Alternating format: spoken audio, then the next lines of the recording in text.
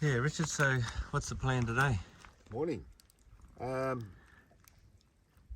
Fitzroy, just top up and go on 60 k's pass, turn to our right, and we're going to have a look at Tunnel Creek and Gigi Gorge. Yeah. Have you been there, Danny? No. Not yet? I've been there a long time ago. That's it. And we just realised this other billy you've got, how long have you had that billy for? Over 10 years, eh? Yeah. Yep. And this is our little billy that we sell, Stockton zebra billy. And it's exactly the same billy, just a bit smaller. So that's the bigger size, isn't This it? is size 14, this size 16. Yeah. Okay, So that's a made in Thailand zebra billy. It's pretty cool, isn't it? And look, no dents, nothing, it's stainless. Yeah. So it's, Where do you reckon you bought that from? I can't remember, eh? Yeah, I just saw it and I thought, okay, that'll do me, Yeah. And we're the importer of zebra, so Darren, can you get that size and we'll bring them in? Okay, yeah. Yeah, we should sell some, eh?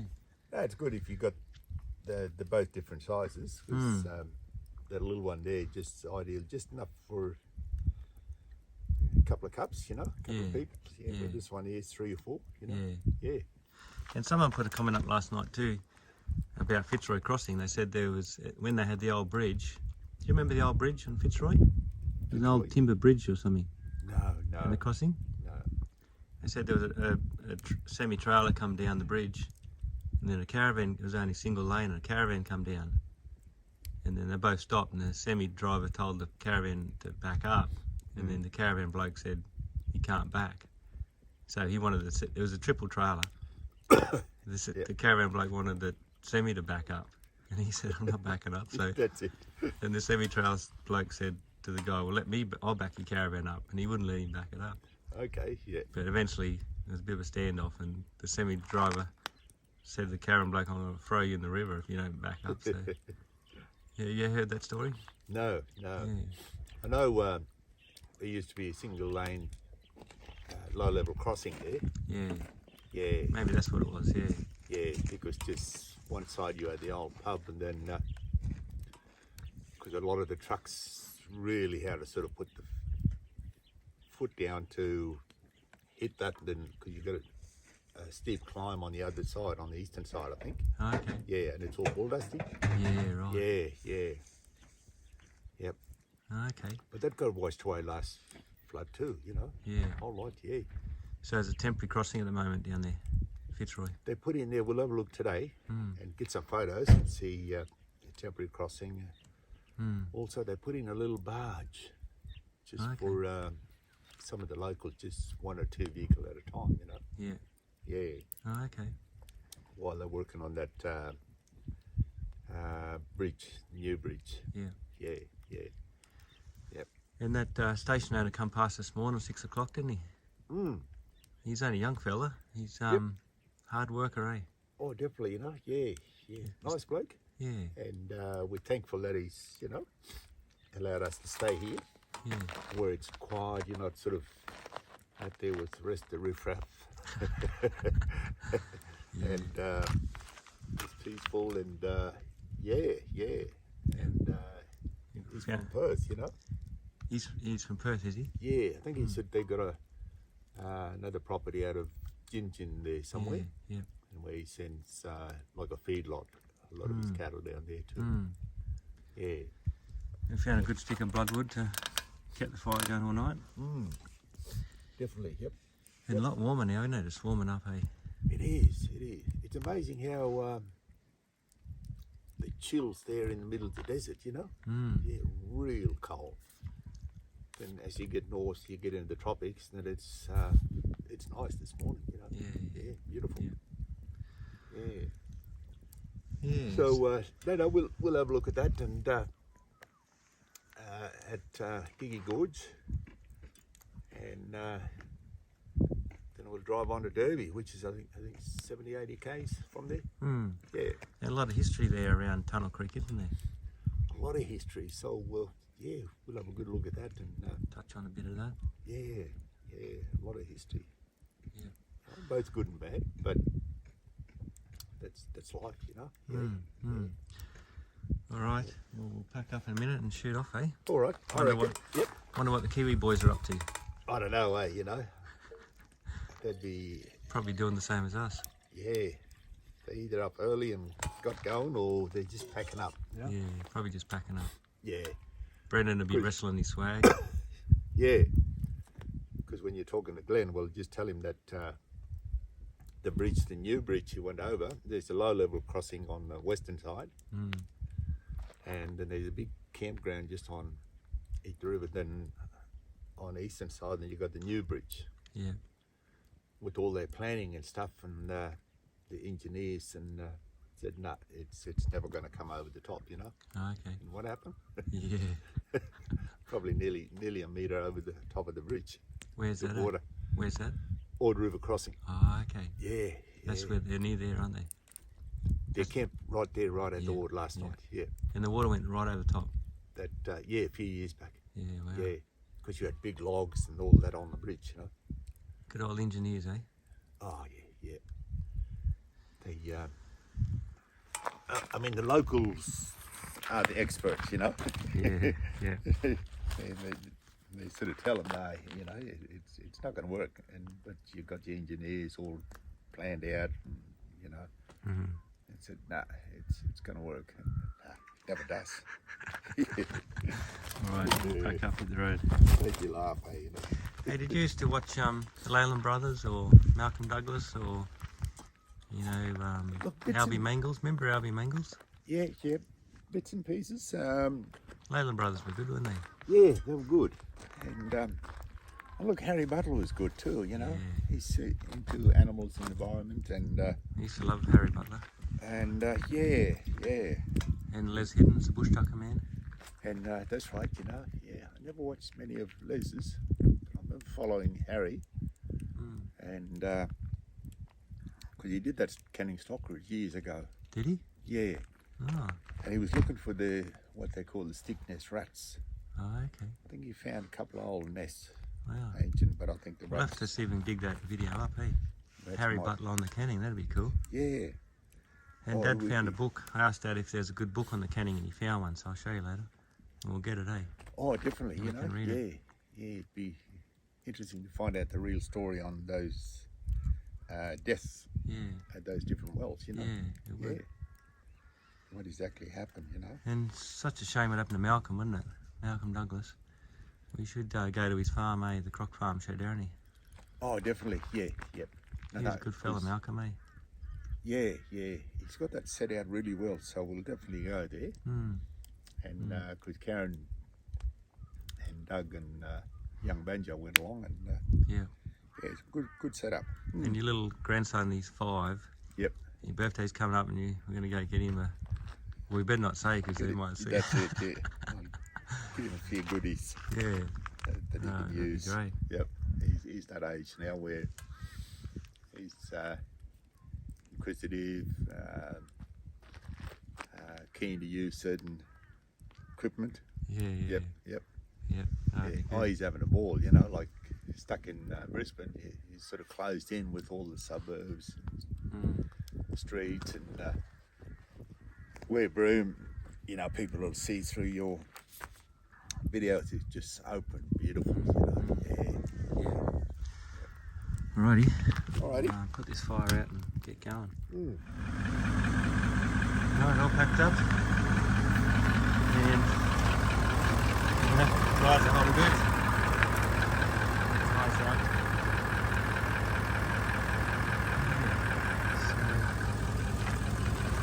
So, get off to Fitzroy.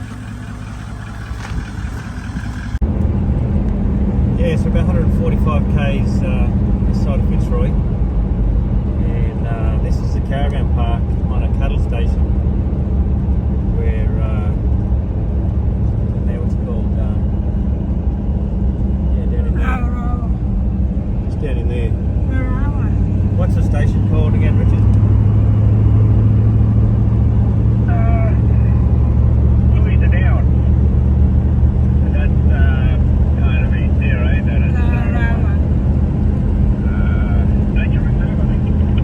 Yeah, Louisa down. So there's a little caravan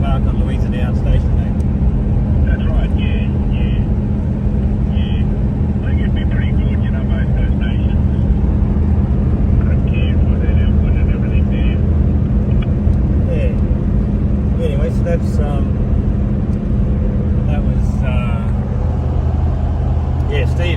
Stephen, I think it was. We sort of just pulled off. You know, we were driving along like this, and the sun's going down, and you know, again, Richard, I was probably happy to keep driving. You know, I'm happy to drive into the night and then just pull over anywhere. But Richard likes to sort of stop early, and so we're trying to find a little track, and I got off. I stopped 2 or 3 times and ran down the scrub, have a look. But there's a fence either side here, and we couldn't get off the road far enough. And anyway, then a truck come up, which is this one here. Let's back here a bit. Here it is. Yeah, Louisiana Station. So yeah, we went down there a little bit, and there was a gate, and we thought, oh, we'll go through, should be alright, you know. We just hide in the scrub there a little bit. Anyway, sure enough, as soon as we pulled up, truck, you know, Land Cruiser comes down, and young fella was there. He was the stock agent. I said, oh yeah, mate, so that'd be right if we could camp here the night. He said, yeah, should be fine, mate. So I just let the boss know. I said, yeah, no worries. And then next thing, we got a fire going, and the next thing, Steve, the boss, turns up.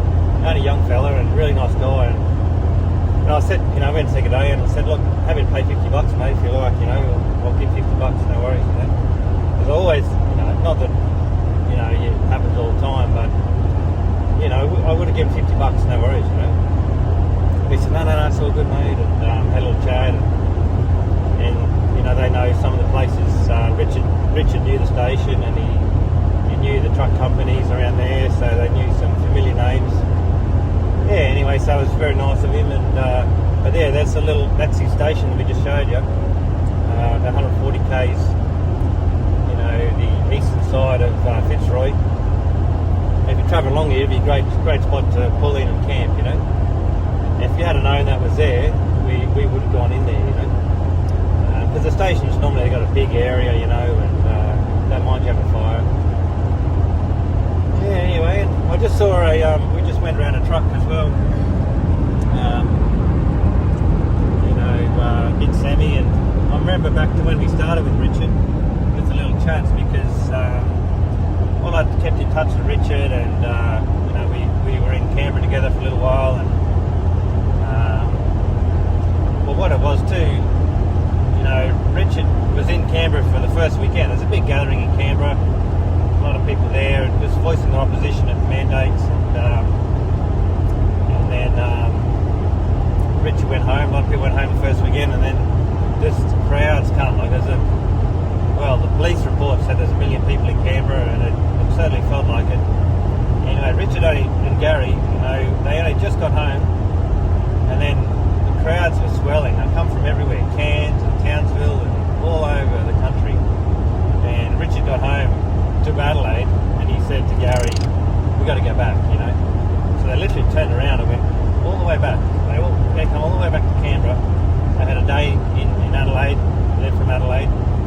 And like Richard's from the Territory, but he's been living in Adelaide. He reckons now he's 70, he's 71, or he's not sure his exact age, I think, but he reckons it gets a bit hot for him in the summer, you know, so he's been working the winter, and the summer he comes down to, lives in Adelaide.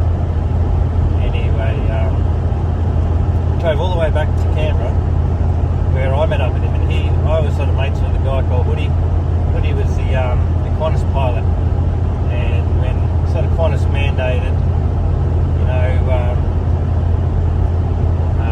Woody, you know, he wasn't happy about it, and he sort of did a video, and because he's a pilot, he's pretty much one of Qantas's most experienced pilots, one of the longest serving, most experienced pilots that Qantas had. And like you said, my whole life I've been taught through Qantas to assess the risks. That's what your life revolves around, being a pilot, you know.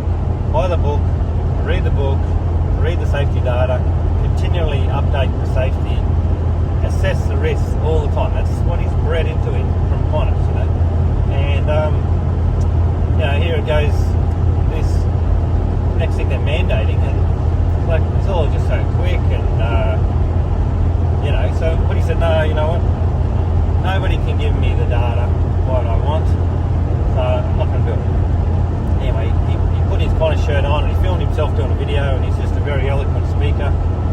video went viral around the world, 20 million views. Anyway, that started, you know, a chain of events, and we got involved with Woody, and because I actually sent the video to Kaido.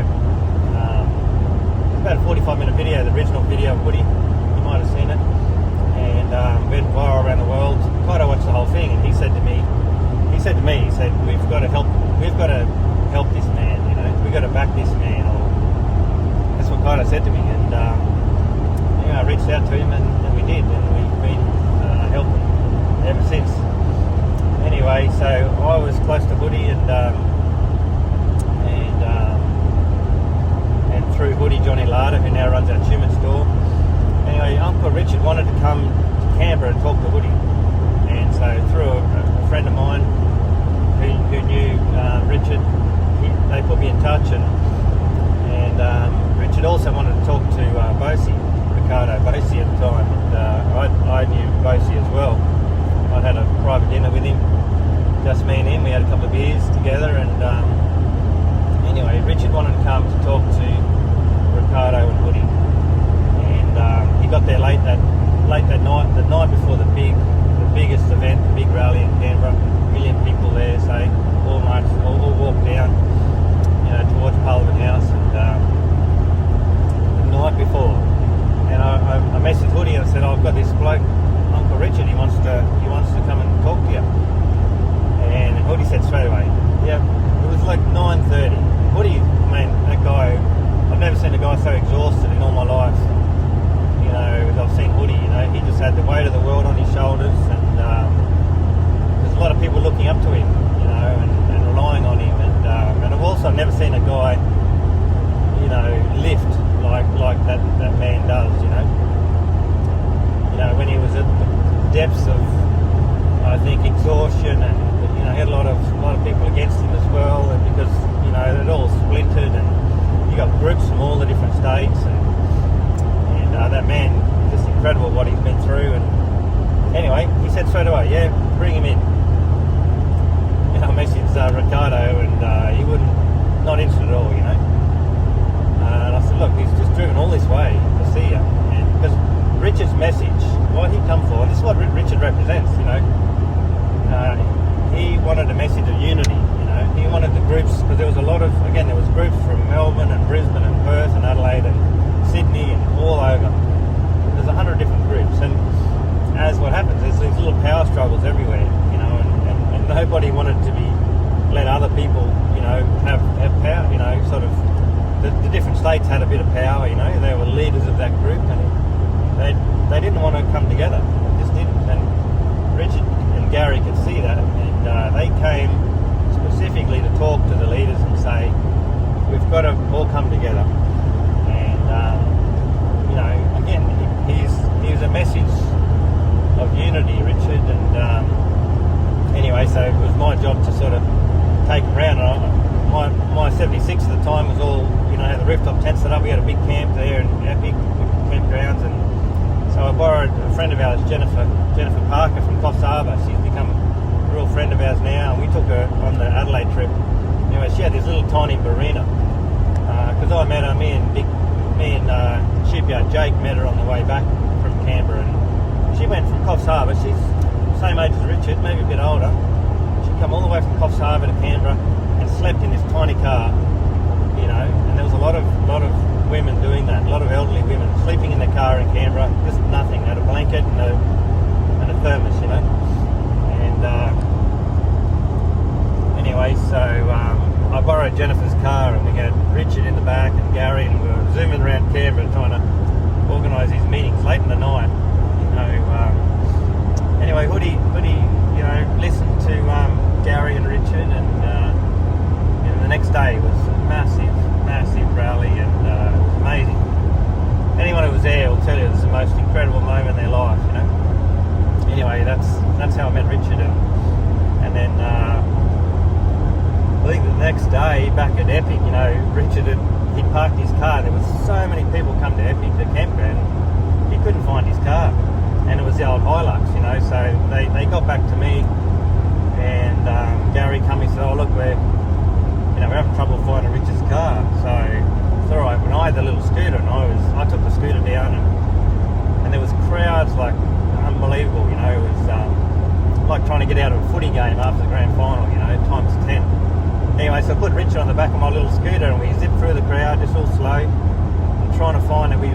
down the lines of cars out the back, and we found Richard's car, you know. And then I went back and I got Gary and took him through. It took me about 20 minutes, half an hour, and with big Richard on the back of this little Honda scooter, the front wheels popping up, and it was hard. But anyway, that's how we connected, and we kept in touch. And that's when I saw Richard had this little Hilux, We got chatting and said, we're doing a trip later on, why don't you come with us, Simpson Desert. He goes, I'd love to, Because I asked him where he's from, and he's from Alice Springs and up that country, and yeah, that's how it all happened, But anyway, we got on this trip, and I hadn't sat down and talked to Richard for hours on end, so I didn't know everything about him. But he was a truck driver, and he drives Alice Springs to Darwin. He'd only just finished driving the trucks only a few weeks before, and I was interested, what's it like being a truckie driving up and down these roads, and that's how I started asking him. I thought I'd just ask, because there's so many caravanners and a lot of truckies on the road, and I thought it'd be interesting to ask him. And then he's such an eloquent storyteller, and then I was like, wow, Richard, and he loves telling a story. You can see that he loves it, and he's really good at it, and there's not many people who are good at telling a story. So from there it just sort of kept going. I'm like, wow, I've got to find some more questions and ask Richard, and then that's how I sort of went along. But originally we didn't plan on interviewing Richard every morning, but I just wanted to ask him what's it like being a truckie on the road, and it all went from there. So seeing the truck we just went round, I sort of remembered that, thought I'd share that. Anyway, that'll do. Thanks, guys. Alright, well, we just turned off the main road, and we're heading up into Leopold Downs and back onto the Gib. So, look at that. Yeah, good to get off the main road and see what this track's like. I've never been up here, and this will just get onto the end of the Gib River, sort of Winjana Gorge area. And we think Tunnel Creek might be open, but Winjana's closed. But yeah, we'll have a look. So yeah, like a bit of red gum,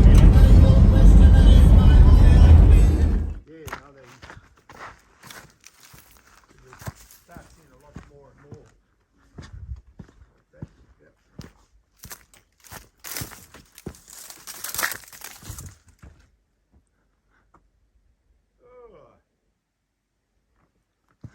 Look at that big fella.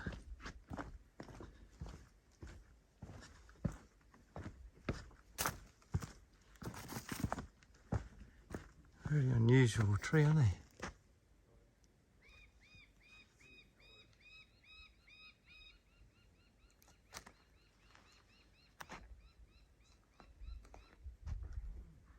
Big fella over the back there.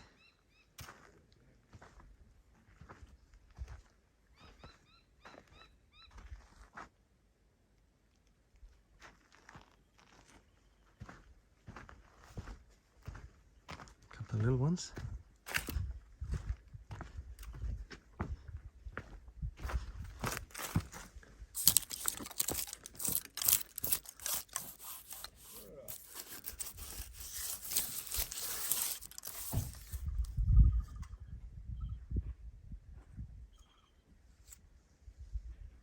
Have you ever burnt like a campfire a bit of baobab?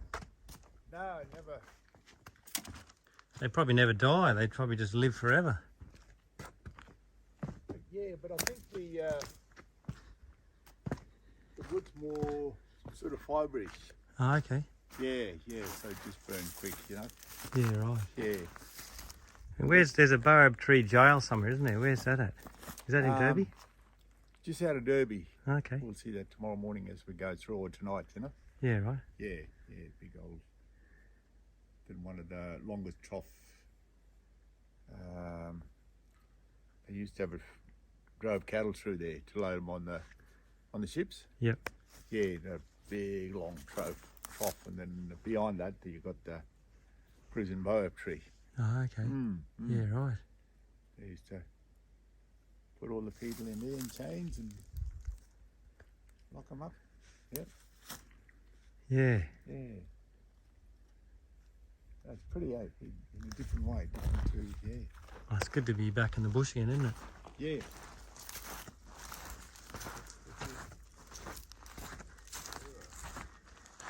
Did you see that semi with the single trailer, with the empty trailer on the back? Yeah. Did you come across him? Yeah. That trailer was all over the place. Did you see that? No, I didn't. Okay. Yeah, he must have got, it was going like this and it went off the road and then it come right back over, right across the other side. Oh, shit, righto. Yeah. Yeah. Yes, it's come along. There was two service trucks and rotating in front of me and then a caravan. Yeah, yeah. Did you get round them or? Yeah, when they turned it off and yeah. I got it in a caravan. Yep. Yeah. That's it. See if you can find a little one. Where is it? There's a little boab.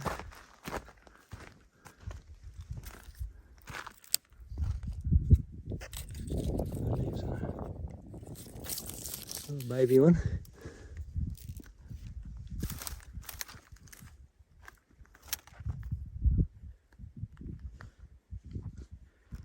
Yeah.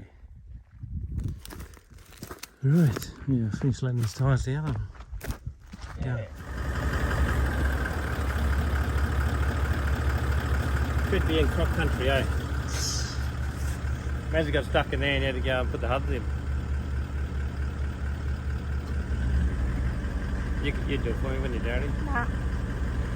There you go. No, thank you.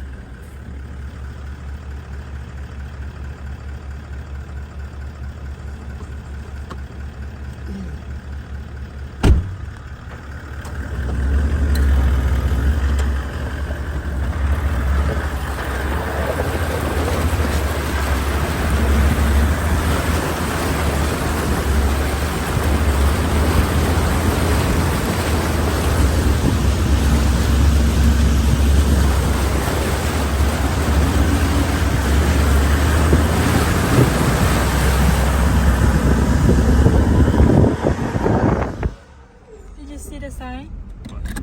Be careful of the crocodile. Really? Where? He get grumpy.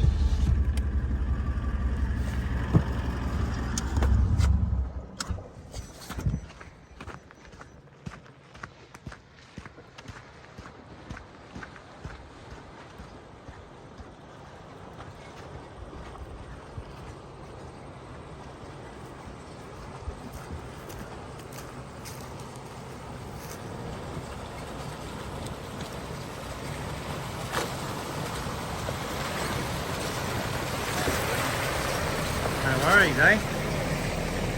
Oh, this would have been a good spot to camp. Definitely would have been, eh? It's right in here, eh? Yep.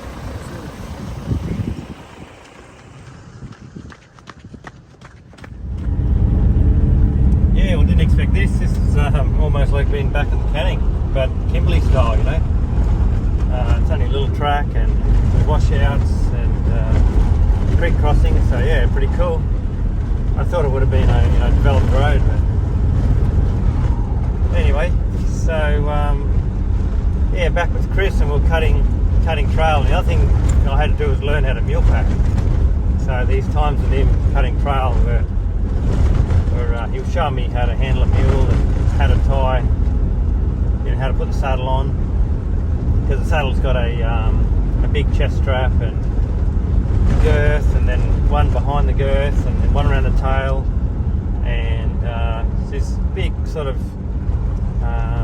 wooden saddle covered in canvas with these two big brass rings on the top, and you just two big brass rings on the saddle front and back where you can tie things onto. That's all it was.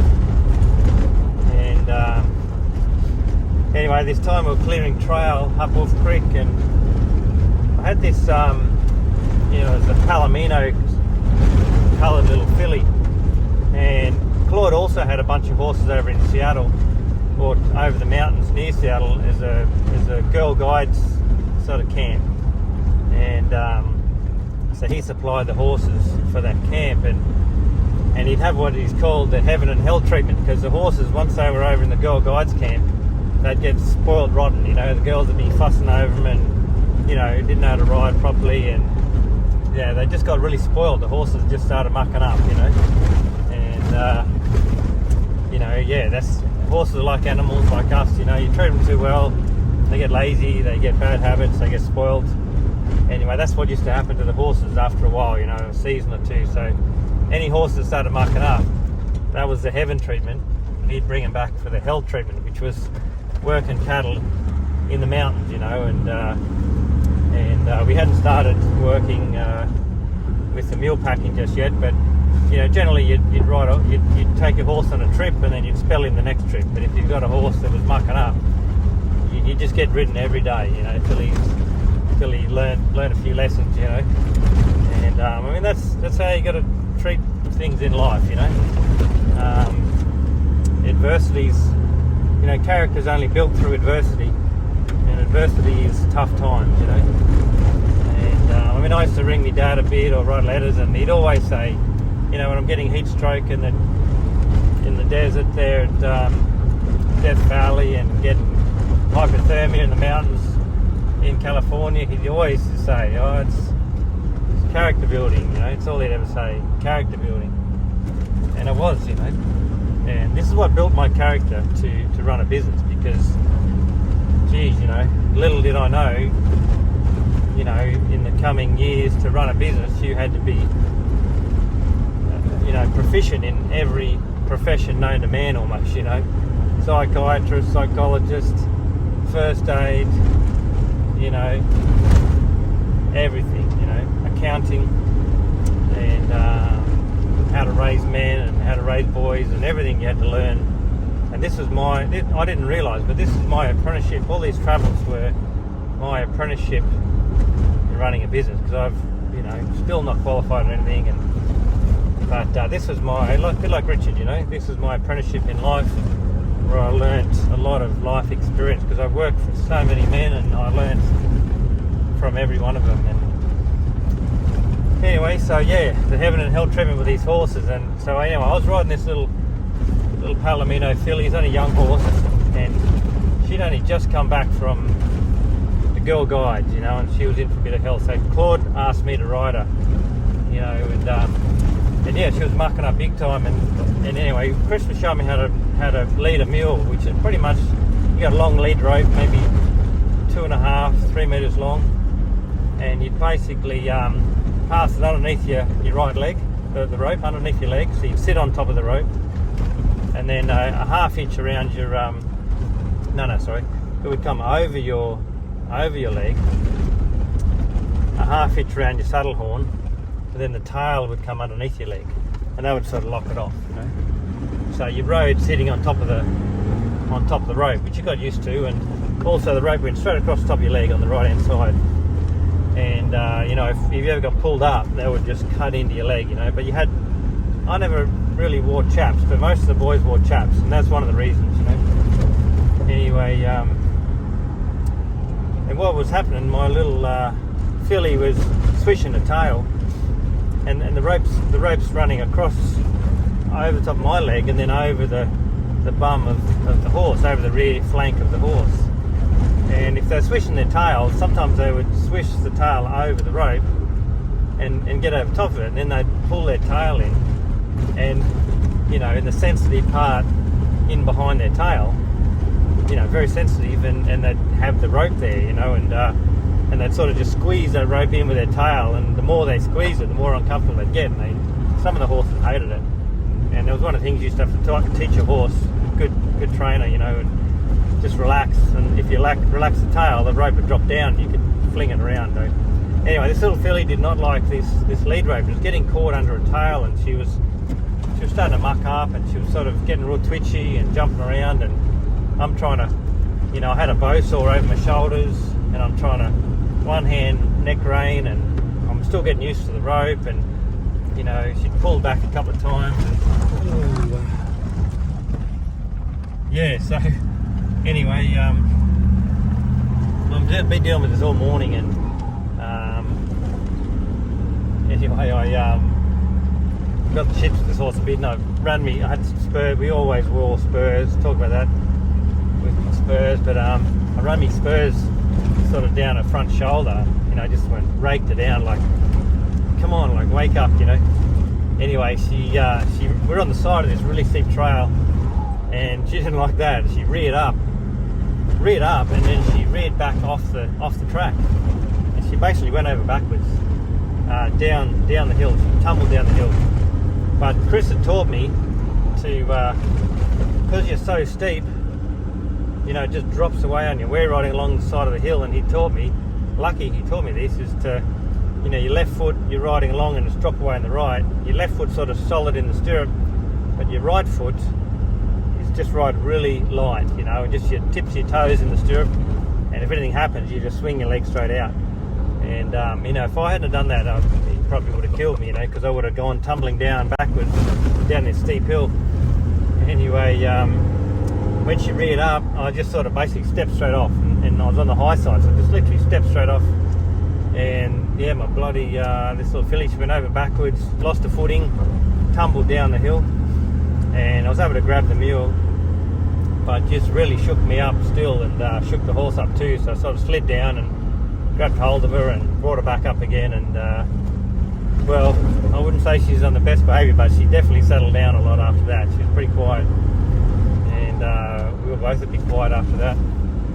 But they were good days, you know, just, you know, riding up into the hills further and further, and we'd yeah, you know, just find a log and get off and cut it, push it off the track, and then keep going, and then we get to as far as we could, and then turn around. We'd tie everything nice and tight on the mule, and because we weren't carrying a pack on the mule, we could trot back, and we just trot all the way home, you know, maybe 10 miles or something. And you know, I hadn't ridden for a while, so it was, you know, your legs got to get, your bum and your legs have to get used to the saddle, and you know, all the hair in your legs starts rubbing off, and that's where you got to get to, where you know, where you can sit in a saddle all day and not get saddle sore, you know. But it does hurt for a while until you get used to it.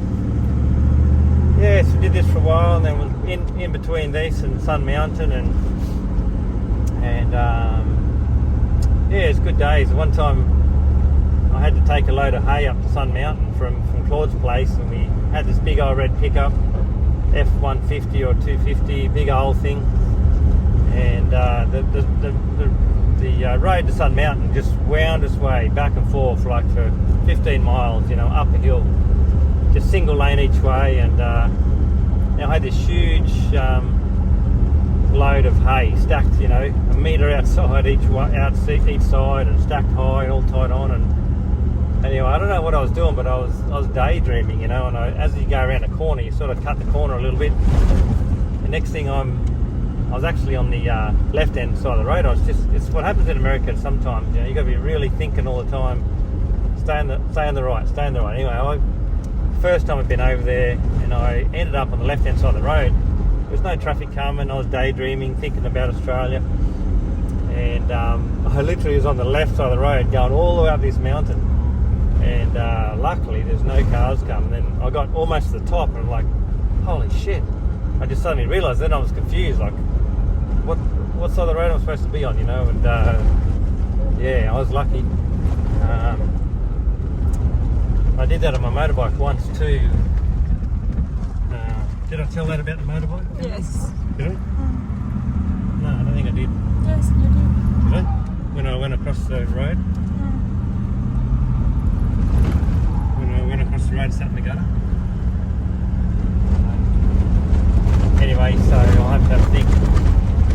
But yeah, I nearly killed myself on the motorbike. I don't think I did tell that. I come out of because you're always riding on the right, of course. I come out of a petrol station, and you know, normally in Australia, come out of a petrol station, turn left, off you go.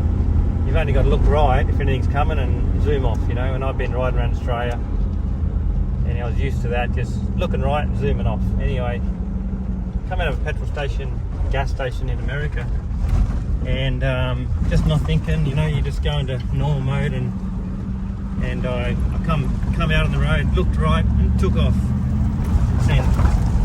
And I was on the right side of the road, but I went straight through oncoming traffic, and I luckily I just picked a gap between two cars. Totally not. I look to my right when I drove straight through oncoming traffic, and they would have just cleaned me up, you know. And yeah, and then I'm just lucky. And I went for 50 metres, and then I'm you know, suddenly realised what I'd done. I looked back and saw all these cars that I'd just driven through with my head facing the wrong direction, and I was just like, holy shit. And I pulled up, and I remember just stopped in the gutter. I got off and put my kickstand down and sat in the gutter, and I just started shaking like crazy, you know, because I literally nearly killed myself, you know, just a fraction of a second. Anyway, I've travelled America many times since and never had a problem again, but it's, you really got to, for the first few months at least, you know, because you're always conscious, but then always you just forget once, you know, and that's what happens. Anyway, so yeah, we were just doing Sun Mountain, and anyway, and I took this A all the way up, and I realised I was driving the wrong side of the road halfway up the mountain, and yeah, nobody knew that, and so that was yeah, you got to be careful, over there. And then what else? Then we started the mule trips, you know, and then so that's another whole chapter of story. Starting the mule trips with Rob. Met one of the other guides, wrangler. Call them mule wranglers, you know, wrangler called Rob, and still in touch with him on Facebook. Rob, he's a brilliant man, and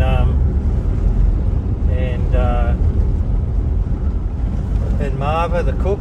We always had a cook with us, so it was mostly just me and Rob and Marva, and we'd take big groups of American tourists up into the mountains, right up high in the Cascades, to these different camps, and generally it was 1 day or 2 days ride in, and then we'd have 2 or 3 days in there just relaxing and swimming, fishing. It was like holiday camp. I was getting paid for it, you know. I was having a ball, and then we'd, you know, pack up and ride back. We used to pack all their gear on mules, you know, everything they wanted: fishing rods and cartons of beer and cartons of whiskey, and then a tent and bags. Everything we've got in the back of my truck here, literally exactly the same sort of gear, we would pack on the back of a mule, you know, and that was a real art, and I had to learn that. So that's quite an interesting story about you know, my few months, the next few months as I learned the art of mule packing, you know, in the mountains. So I'll tell that maybe tomorrow.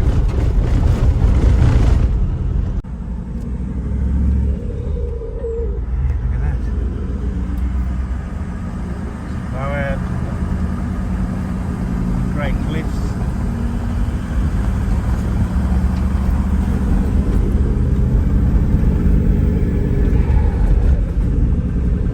Wow, it's just such different country, eh?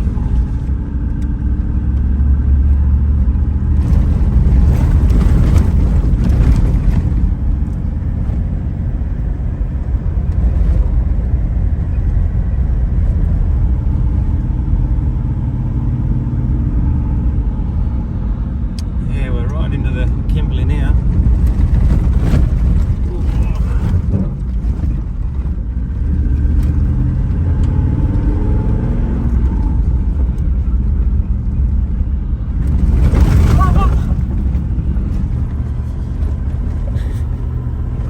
You alright, baby? No.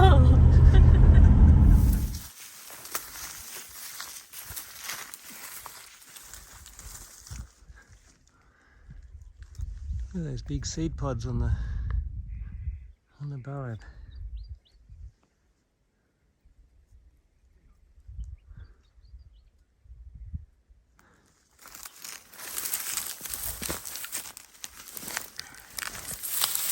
This is it's a baby boab. Look at that, it's 1 foot tall.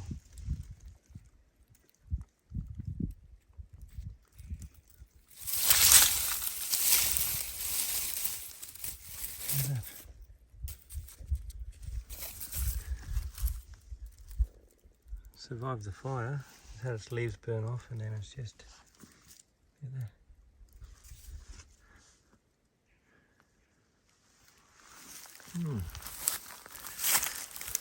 What a little beauty.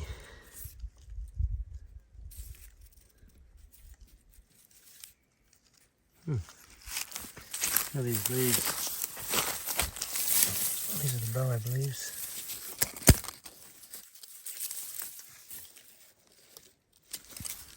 Oh, look at this.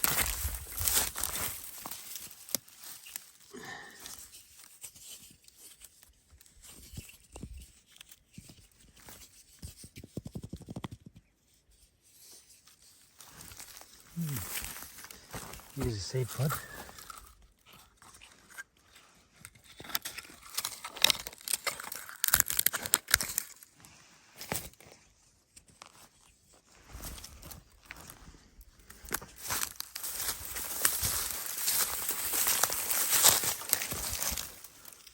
See if I can.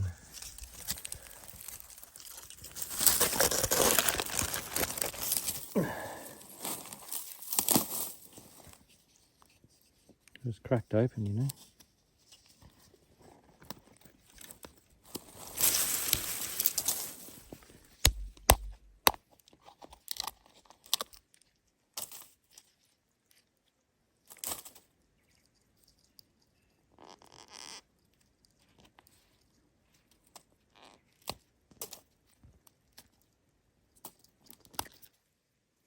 Oh no. My phone's got invaded by ants. Shit. Alright. Yeah, come up onto Tunnel Creek. I didn't think it was here. I thought it was over near Winjana Gorge, but it's all these cars. Look at these boys. Low range adventures.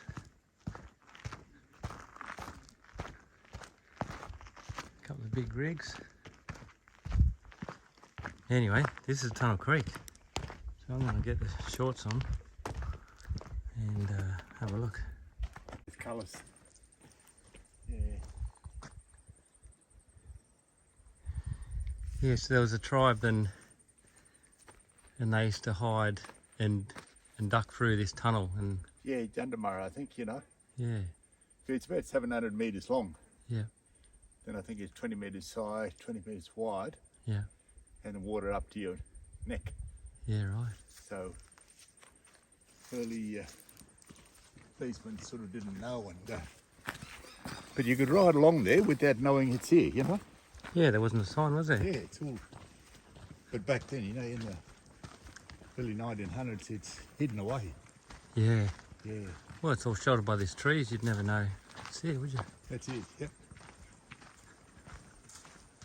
Wow, that's got to be 80, 100 metres up, isn't it? Oh, look at that. Magic. Freshwater crocodiles. No.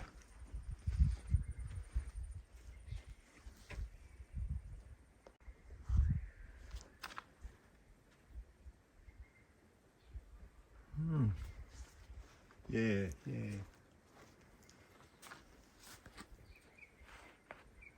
Yeah, the Aboriginals, they just kept getting pushed further and further out, didn't they? They did, eh? You know? Yep. Yep.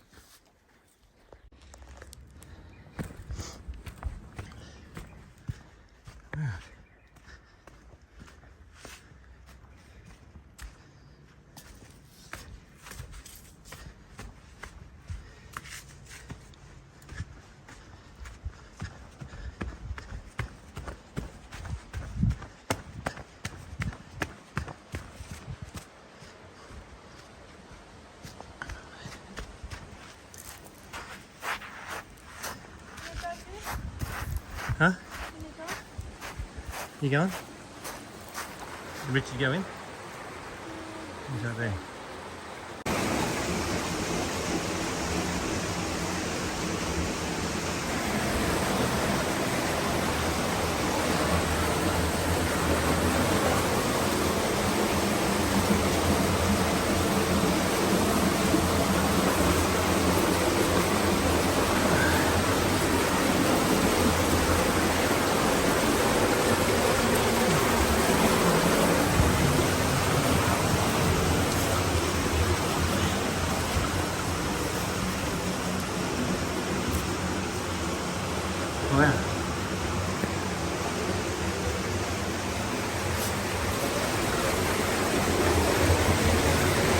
Yeah, it'd be good to come into here, eh?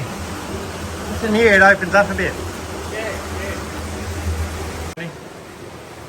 Come on.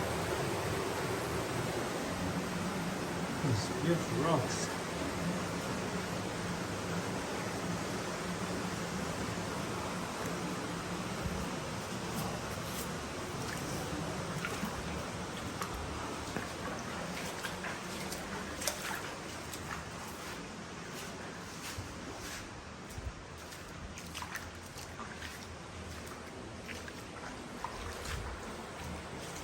Yeah, you'll be able to get into here, Richard. See if you can get down into here. Ah, look at that, eh? It's like a full-on cave. Been here 25 years ago.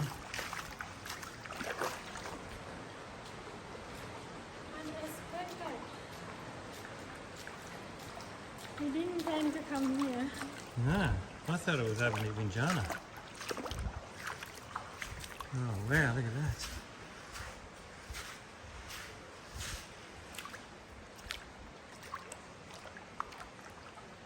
Fishing in.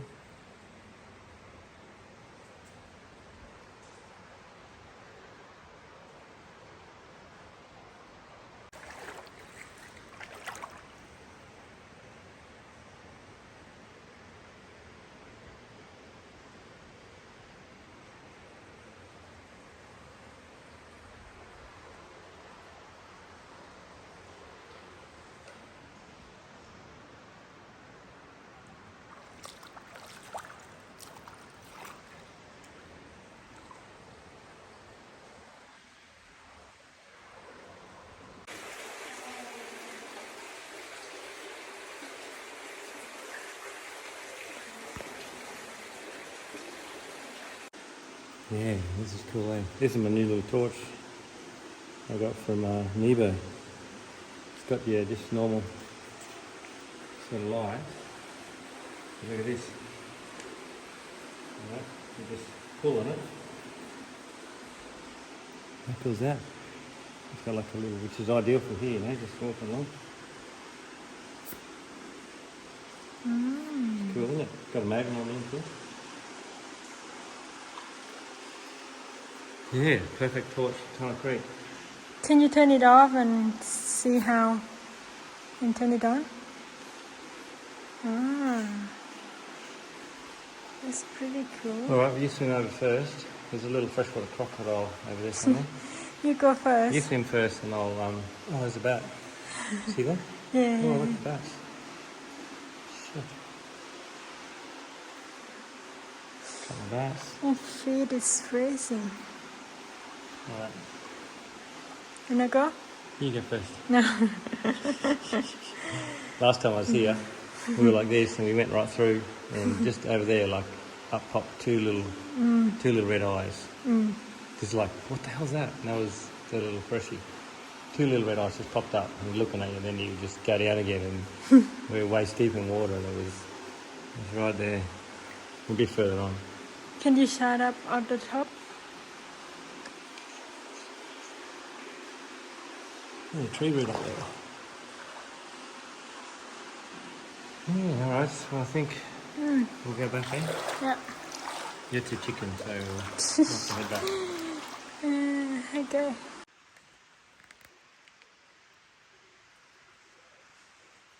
Wow, look at that.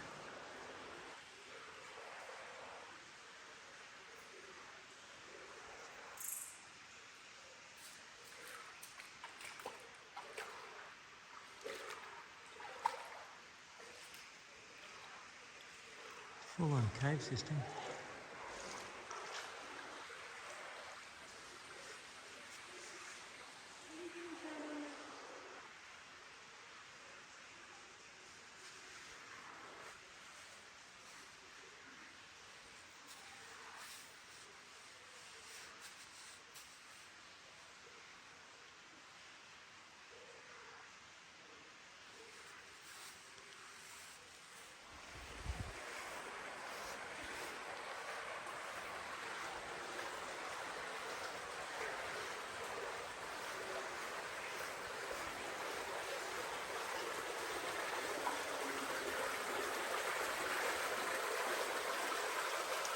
You don't want to be here in a flood.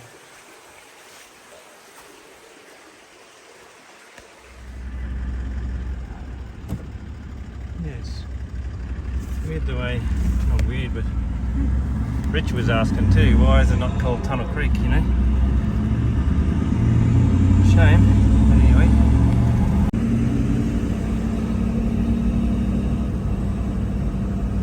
Yes, this is the Leonard River.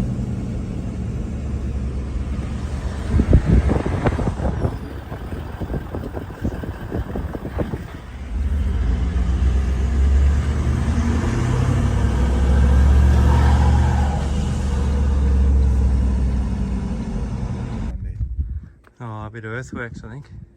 Oh, on the other side. Yeah. Okay, yep. Yeah, would you swim here, Richard? Pardon? Would you swim here? Nah. You probably could, but I wouldn't take the chances, you know? It's Yeah. deep, it's dark, so... I don't know what to do. Oh, yeah.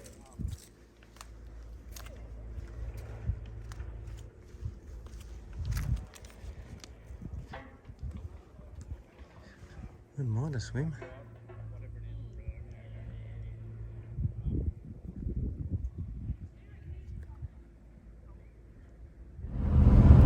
Yeah, just press play on the camera. So you were working on this road right here, right, Richard? Yeah, matey, yeah, all along here for that 10, 12 k's. Yeah, right. And you were driving what, gravel or what? Yeah, on the side tippers, yeah. Our mate had Mack trucks and we were doing that and he had a couple of water cards, so I went on the water card later. Oh yeah. What's it like? Did you have a double trailer or what? Yeah, double, mate, yeah. Triple is a bit too long, so double was just ideal. How do you back those things? It must be hard, eh? It is hard, you know, yeah, you've got to have a good flat surface and pretty well a straight line, and then you're just trying to, wriggle it to hold in line. Yeah, right. No, you did about, 10, 15 k's along here, right? Yeah, matey, yeah, all along here, yep. Oh, well, pretty good road, actually. It is, yeah. And just outside where those guys are working, there was a fence on your left. You know how high the top wire is, eh? Yeah. All the debris was right up on the top wire, so that you can see that watermark, so it's about a metre high right across there. Yeah, right. So all back there is a metre underwater, wasn't it? It washed all the side of the roadway, didn't it? It did, eh? Yeah. Yeah, alright matey, well, very good. Oh, you've been around, eh? Yeah, adios, you know, yep. And I'll do it again, eh? Yeah, well, we sort of are doing it again, aren't we? Yeah, sort of, we are, you know, there's a lot to see, you know, and meet different people. Yeah, see mate. No, it's good to be out here. Alright, well, Derby's coming up, eh? Yeah, matey, must be about 80 k's away, something like that.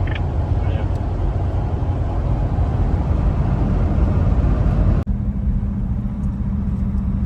Yeah, we're just coming into Derby.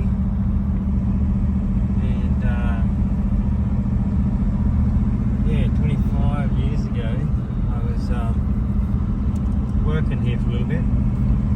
A couple of missions just out of town. I can't remember what they were, but I'll be able to find them on the map. But yeah, sort of working as a carpenter, and actually got a great little story. I was working for Brian in Broome, and we'll see Brian next few days. But I finished up working with him. We didn't have a blow up, but I worked for a couple of years and then finished up. That's a good story as well. I went out on my own. I wanted to go out on my own, you know, and but I had no tools. I was down in Headland at the time, Port Headland, and I had work. I'd lined up work with a guy in Headland, putting verandas up on houses down there. It's all contract work, you know, because I wasn't qualified. But over in WA, out this country, you know, they were desperate for workers, and they didn't care if you had a license. Just they'd give you a price for a job, and if you did it, they'd pay you, and if you couldn't do it, they wouldn't pay you, you know. and anyway, had no money for tools, you know, and I wanted to go out my own, and I had work, but I had no tools, and I had no money to buy tools, so I went to the local mine at 10 in Port Hedland, and I went in and asked the guys, can I get an account? You know, so I could book some tools up. And they just sort of laughed at me like, are you kidding, mate? You know, we're going to go down to the jetty. Anyway, so I said, oh, look, can I talk to the manager? You know, and they said, all right. So they asked the manager and said, what's up? I said, oh, look, I need a bit of help. And he told me to come back to his office. So it was a mine at 10 in Port Hedland, and he took me back to his office. Sat me down in a little office, closed the door, and said, what's going on? I said, well, look, I've got all this work, you know, and this company, he knew the company, you know, and it's a legitimate company. Look, I said, I got a job with the foreman, he's got all this work lined up, but I just haven't got any tools, you know.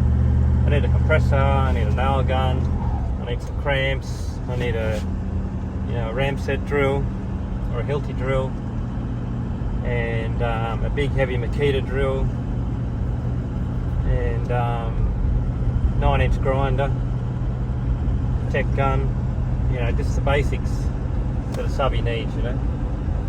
I said, look, you know, give me 2 weeks, I'll have it all paid off, you know, and I need about $2,000 to buy all this, you know. Compressor was $500, nail gun was $300. So I said, I need about $2,000. So I literally asked this guy who I'd never met before, and I was only Roman, and I said, look, I need $2,000 credit, and I'll pay you back in a couple of weeks, or my first paycheck, I'll give you the whole lot. Anyway, he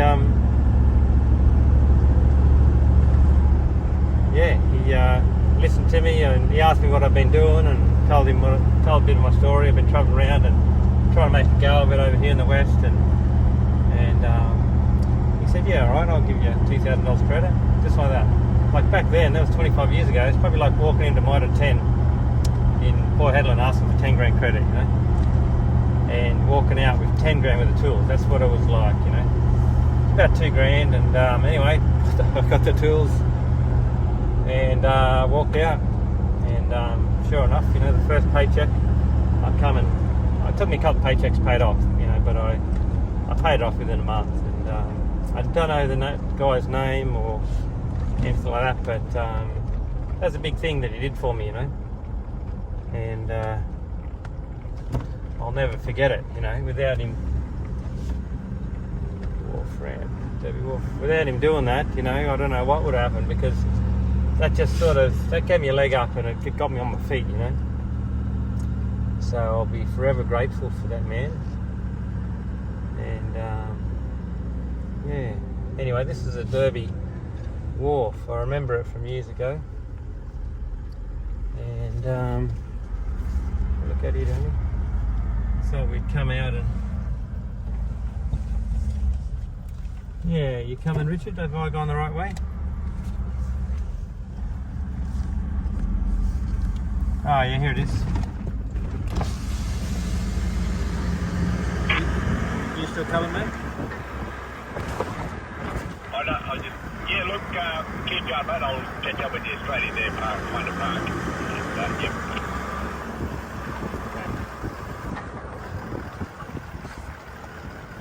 Yeah, well, this is it. I was here a long time ago, and the old 47 Troopy. Used to have no brakes, no handbrake, no brakes. But it went pretty good otherwise. I remember parking right here, and it's a beautiful old wharf, so we'll go for a little look, eh? This is the place with one of the biggest tides in the world. 12 metre tide, I think it is. Let's go have a look, eh? Yeah, this is the Derby Pier.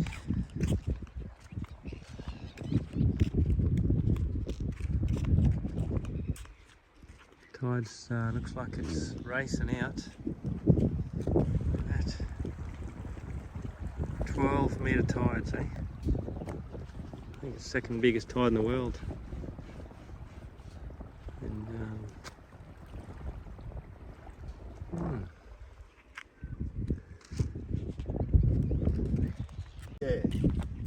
Yeah, Rich, so we're on the Oh. Derby Pier, eh? That's right, yeah. Can you were remember back you were here. working here? Well, got transport out of the depot there and we were carting all the ore back from the other side of Fitzroy. Iron ore. And that lead and zinc. Oh, okay. Yeah. So there was a huge shed where those machineries are. Yeah. And conveyor system still there. Yeah. Then they had a 10,000 tonne barge, and the ship used to sort of moor out about 40-50 k's in the deep water. Mm-hmm. Yeah, because it's shallow there, so it used to come in on a high tide and then load that. It'll do 5 or 6 trips, you know. Yeah, right. Yeah. Did it only come in on the high tide, or? That's all. Yeah. Yeah. Because it's a lot of sandbars. Yeah. Through here, and you gotta. And that's the sea out there, eh? Yeah, ocean's way out there. You know, Yeah. 30-40 kilometres. Yep. Yeah. Deep water. Yeah. Yep. It's very shallow, you know, but the tide's going out now. But when it's high, it come right up, you know. Oh, really? Yeah. Yeah, wow. Up further than it is now. Oh yeah. Oh, okay. See where those that shade house is? Yeah. The tides come right up there, you know. Oh, okay. Over those trees. Yep. Yeah, wow. Bet you 10-11 metre tide, that'll go right out to town. Yeah? Yeah. Wow. Yep. So today's like an 8 metre or something, or 7 or... So I'd say 7, something like that. Yeah, right. Yeah. But it just rushes in and rushes out so fast. Yeah. Mm. Yeah. That's it. And where were you digging, where were you cutting ore from? Other side of Fitzroy, you got that, we pulled up around that Pilar turn-off. Hmm. You got the Kajibat next one, but the Pilar turn-off was cut out of there, you know, Yeah, we'd have right. sort of 9 road trains running day and night. Yeah, right. Yeah. And did you ever come up here to do a bit of fishing? No, we'd go down near the river, down there, and then occasionally, but your locals catch off the banks on the other side there. Oh, okay. Yeah, they'd catch threadfin, salmon, and barra. Oh, there's some people down there now, eh? See it? Locals down there now. Oh yeah, that's right. Yeah, Should go down and have a look. they normally sort of hang around there because there's a little bit of an inlet there. Yep. So your little fish tend to go in, then the big ones sort of follow, you know, and Oh, hang yeah. around, waiting to ambush them. We should go down and have a look, eh? Yeah, we can drive around there Yeah. because the road goes around where that shed is. Yeah. Alright. Wouldn't mind going down the water's edge, you know? Mm-hmm. Yeah, have a look. Hmm. How are you guys? I ended up burning my hands. Oh, you got two. You got another one there too. Yeah. Look at the size of that. Holy smokes, what is that? I ended Another up one? burning my hand. Yeah. Oh, yeah. Little one there, too. Yeah. I'm gonna cook this on the fire. Oh, that's good. Yep. A lot of wood now. Oh. Just straight up here, eh? Yeah, Yeah, just, straight up there. Yeah. Yeah, that's a beauty. Yeah. They always get something here all the time, you know. Yeah, this is where you said, That's isn't all it? the locals, yeah. Yeah. Did you catch it, did you? Yeah, I did. Oh. Cut that. Oh. What sort of It fish is ended up that? burning my hand. Malaway. Oh, look at that. Yeah. Gee. Did it take much to get it in? Yeah, it did. I had to sing it for my stepfather. Yeah, right. Yeah, I had to help put them. Yeah. Yeah? Yeah. Oh, cool. Yeah. Wow. What are you using for bait? I bought one. Fresh mullet. Fresh mullet. Yeah. Yeah. Okay. Yeah. Yeah, wow. Two crab in a bucket there. I'm throwing that. Look at That's it. I didn't believe that I got a big fish in my life. That's it. Yeah. Yeah. Come here, you want to come here? Cha- We get a Pina, photo. We look get a at- photo. We get a Yeah, photo yeah, of this one. Yeah. We get a photo. Come here. Tawa there, you're a hold of. Come here. Look. You just stand there. Look at the size there. Yes. Yeah. Yeah. Yeah. Stand up there. Yeah. And red cane there, so yeah. That's bloody good size. How many kilos is that? That's good. 15 or, Too much. 15 or 20 or something? Yeah, that's good. Look how It looks like a photo- fish thing. Yeah, it is. Yeah. Oh, look at that. Yeah, look. Yeah, crab there there. too. Yeah. Couple of crabs. Yeah. Big fish. Put it out for a while. That's alive. Yeah. Light 'em up, yeah. Why even put it It's out? alive, right? Yeah. Why even put it out? Oh, Put it back. Yeah, put it back there. let's have a look down here. Crab on it. Is there any crocodiles down here? Beat out where? You don't have to And now they go upstream and back and forth. Yeah, right. Yeah. Yeah.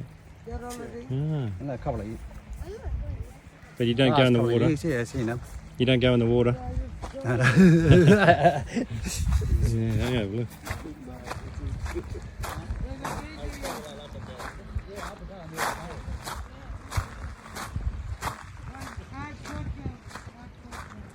Yeah, Richard said this is where the locals go down here. And he was right.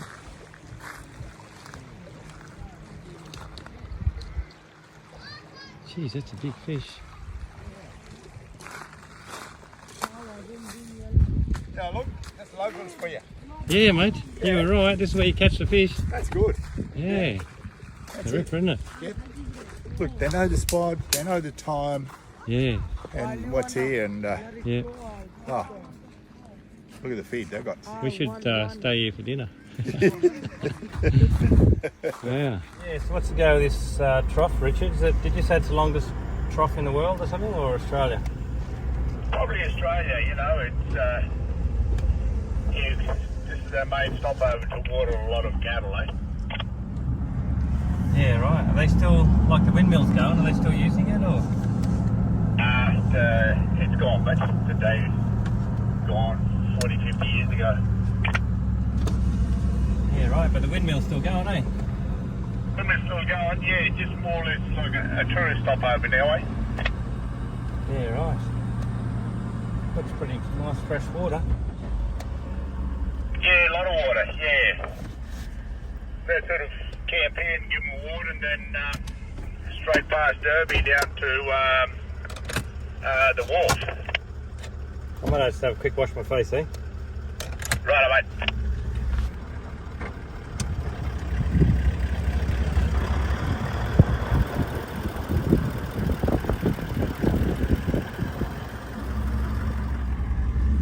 Go windmill. Alright, so we're going to go down to Willow River. Yeah, just cross the river and then see if we can find a camp on the other side. Yeah, nice fresh water, mate. Nice.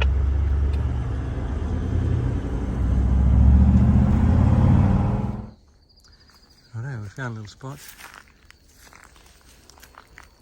Just down by the Fitzroy. And Rich is going to park there. And down there's river, we'll have a look in a minute.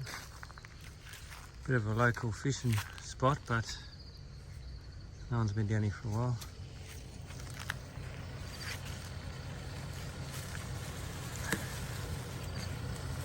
Yeah. Nice spot.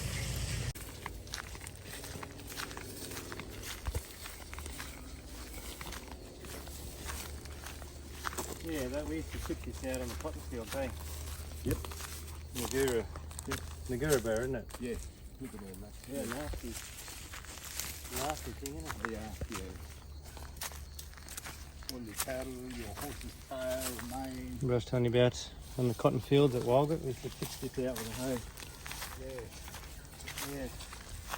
Spreading over here, isn't it?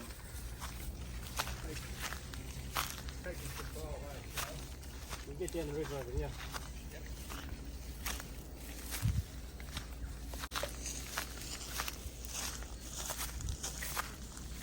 That's what I got. Better beer from Adam. Thanks, bro. Look at that. Yes.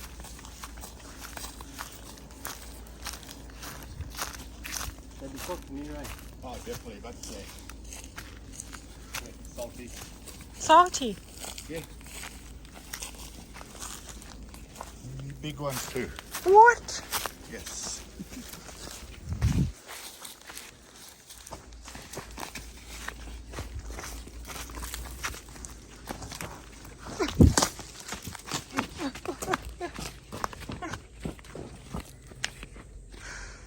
Yes.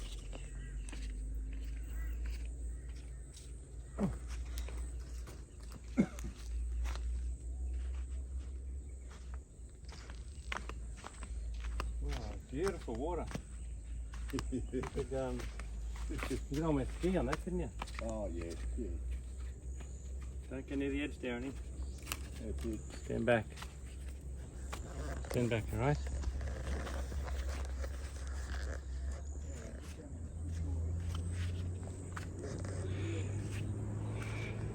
There's the crossing right there.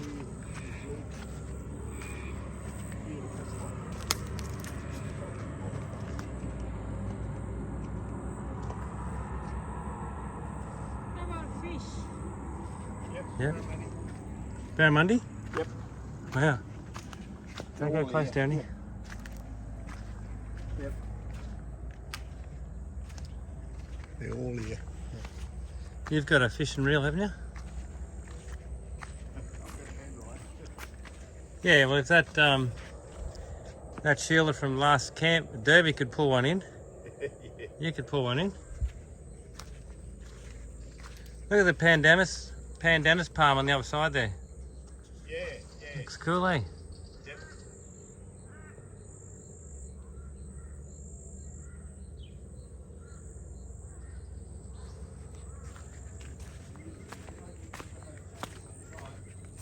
Yep. One or two big ones used to sort of, that was their home, and then now and again they'd come on here, you know. Who's that? Crocs, Oh, okay. the big ones, they'll just, once they're territorial, then they'll just do a patrol, you know, Yep. for a kilometre or so either side, yep. Yep. Yeah. It's like here, because we're putting out vibrations through ground. Yeah. They can pick us up from a long way. They'll know we're here. Yeah, exactly where you're standing and Rooney's standing, and Ah. yeah, Yeah, you better back up, Downey. that's it. I hadn't thought of that. Yeah. They can feel you, can't All they? that vibration coming through. Yeah. That energy flow, that's... Mm. Yep. What's this sort of furry stuff off these trees here? Is that Not some sort of... looks like it's Tea which trees, though, those ones? Yeah. which way is it flowing? That way. To the left. Yep. Hmm. Yep. Might be just stuff that's Goes out to the ocean, so... yeah. oh, it'd be good if a croc poked his head up. There's one over here too. There's a big bubble over there. Hey, we can come down at night and sign the torch, eh? If you want it. Yeah. Wow, it's very beautiful. Look at that. There's a little fish there. Little black and white stripy thing. What's that?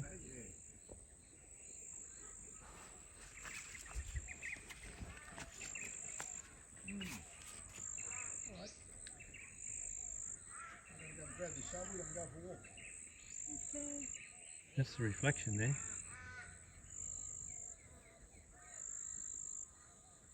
So still.